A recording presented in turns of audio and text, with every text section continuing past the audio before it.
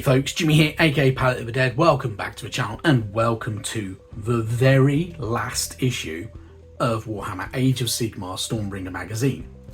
Now, as per usual, if you have enjoyed this type of content and you want to see more of this potential content later on, obviously hit the like button, subscribe if you haven't subscribed already, and of course drop a comment down below because I love hearing back from you guys. It goes a massive way to helping out the channel too. Now, obviously, issue 80, the very, very, very last issue of Warhammer Age of Sigmar Stormbringer magazine. Obviously, it's a bittersweet issue because it's the last one. It is our final part of the Swampboss Scumdrek. So you get base sprue and you also get the large base for him. So you can build him up, get him ready, get him on your tabletop and have a bit of fun with him. Now, as this is issue 80, obviously there will be no issue next week. There's nothing really major to talk about.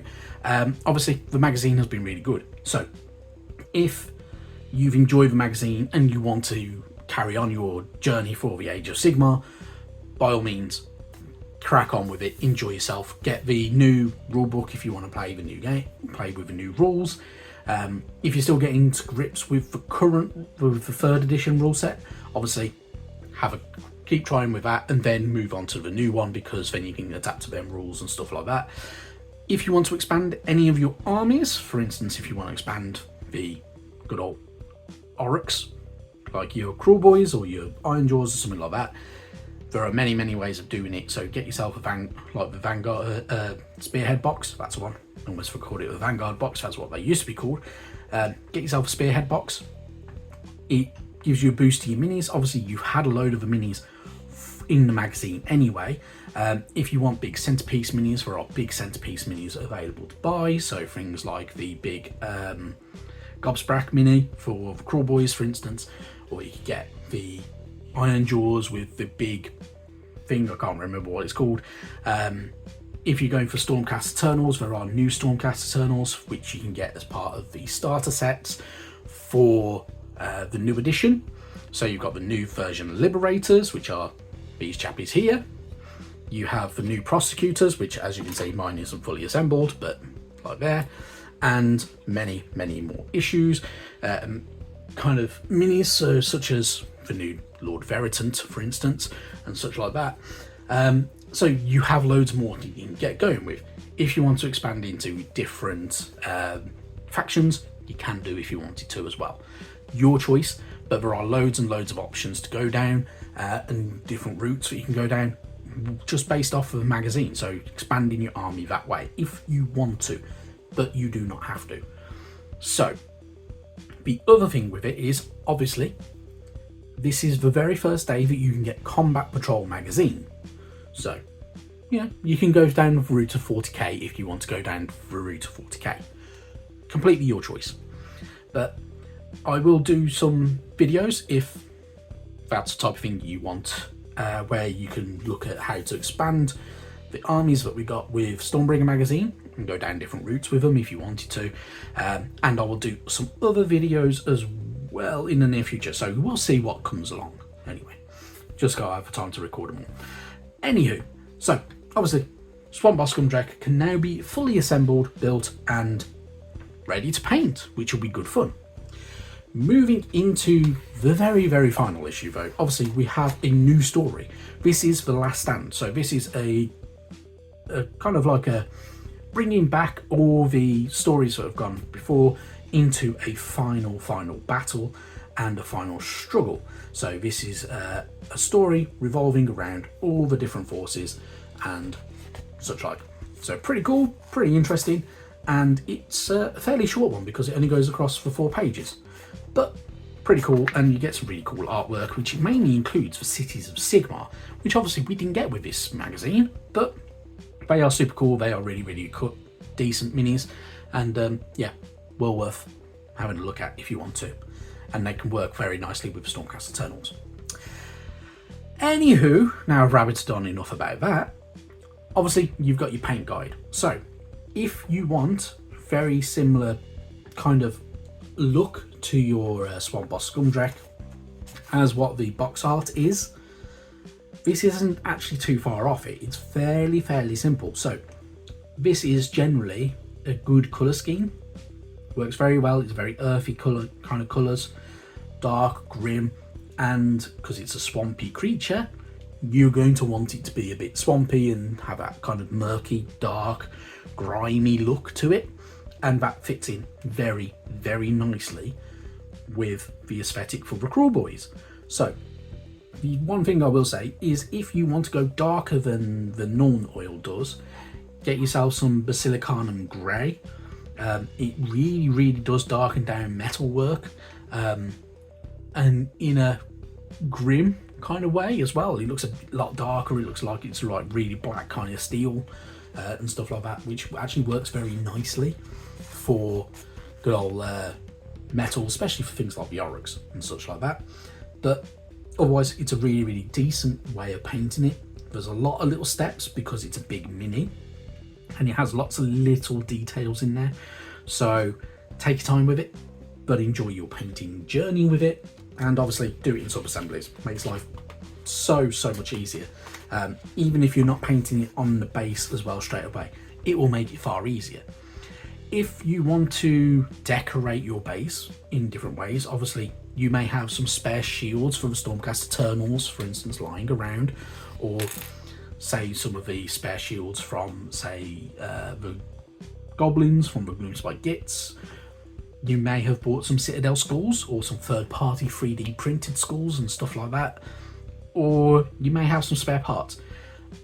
I do recommend using them because it's a large base. If you're just using texture paint on it and putting the mini on it, in all honesty, it will look a little bit dull and not very interesting. So definitely spruce up your base.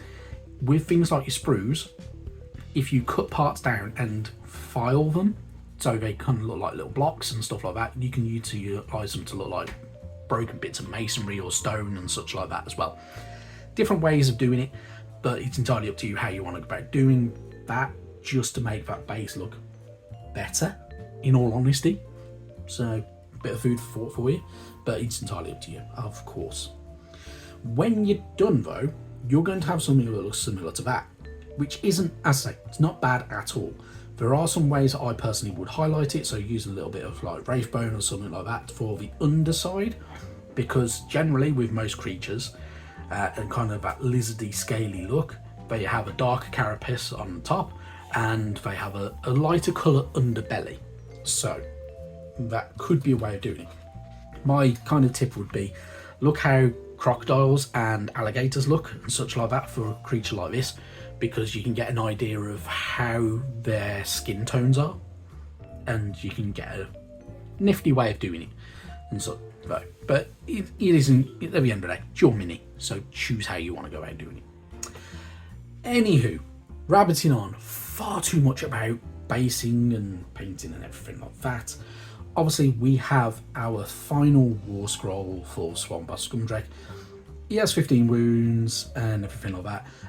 Obviously, there are some slight alterations with the newer good old war scroll for this mini. So, if you're going to be using the new rules, there are some slight changes, which you can look at on the Warhammer app. So, if you're going to be using the new Warhammer Age of Sigmar app though, you can put all your entire army on there. Use the Stormforge, get your army on there, whether you're going for the Kruleboyz or Stormcast Eternals or anything like that. Has all the new war scrolls, so you can actually go through everything and kind of utilize that to your kind of best abilities, which is definitely a good way of doing it. Obviously, you get the war scroll tutorial as well, so you get to do the good old Betmaster ability, expert snatch and grab, and the venom as well. So a few little bits and pieces for you to utilize. Then we move on, we have our tactics for the Cunning Crew, which, considering we got it so long ago, it's a bit weird how it's only just popped up here, but still pretty handy. And for Scumdrake as well.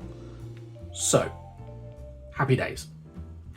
Finally though, we move on to our very last battle plan.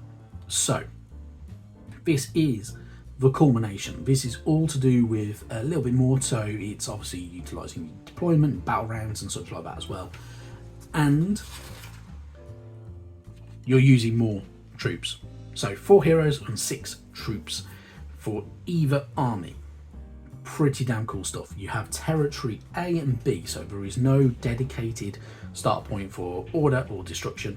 It is literally utilise this, walk you through it. It'll be pretty handy.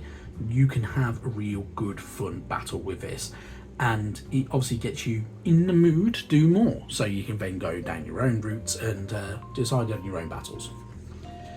And that's it.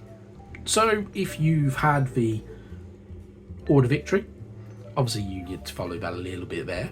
If you get your destruction, there. But then, obviously, that is not everything.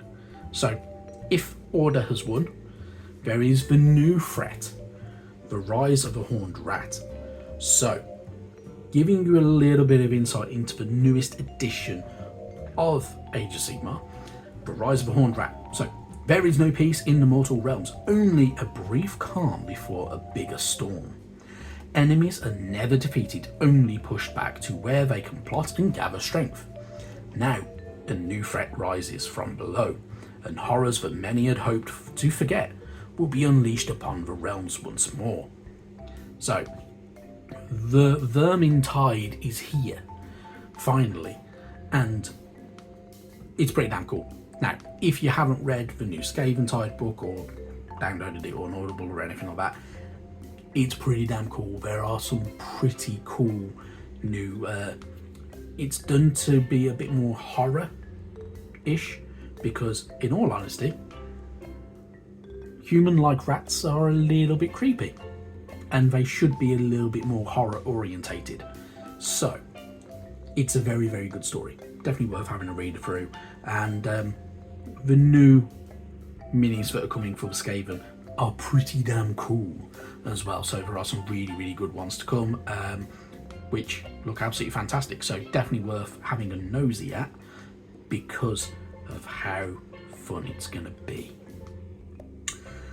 Now, that is it. That is everything for this magazine's run. So, we are done. Obviously, more battles always wait within the mortal realms. You can go about doing things your own way. So whether you want to play Age of Sigmar and just carry on with what you got, whether you want to go into your local Warhammer store and play them, if you've got local gaming stores or anything like that, there are sometimes some of them do game tables and you can play Warhammer on there and such like that. It's definitely worth looking into. Otherwise, you can always just play with friends, or you can go compete against other people. It is your choice. Have fun, enjoy the hobby, and this will not be the end of the Age of Sigmar on this channel. There will be more. I have a few inklings and, well, a few ideas of what could potentially happen in the future. Obviously, I may be wrong on all of them, but we'll wait and see. But otherwise, that is it for this video. So, and it's all, in all honesty, the end for this series.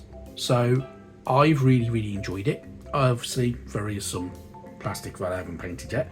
I will share photos as I go with a lot of the minis that I paint, and yeah, we'll have a look. Obviously, one of the big downsides, actually, before we go, is this magazine didn't really focus too much on the Iron Thanes, although it gave us a little bit of information and introduced the Iron Thanes to us. It didn't go much further than that, which is a bit weird. So I did a paint video for it. So if you wanted to do the Iron Thanes paint work, if you haven't already done your Stormcast Eternals, you can check that out. That's how I personally interpreted it. Obviously, they didn't give us any information of how the cloaks would look, so whether they're going for darker colours, whether they're going for a lighter colour. I went for a light colour, but obviously you can go whichever way you want. But that is it, in all honesty. So I thank you very, very much for joining us along this journey, and I will see you in the near future. Bye bye now.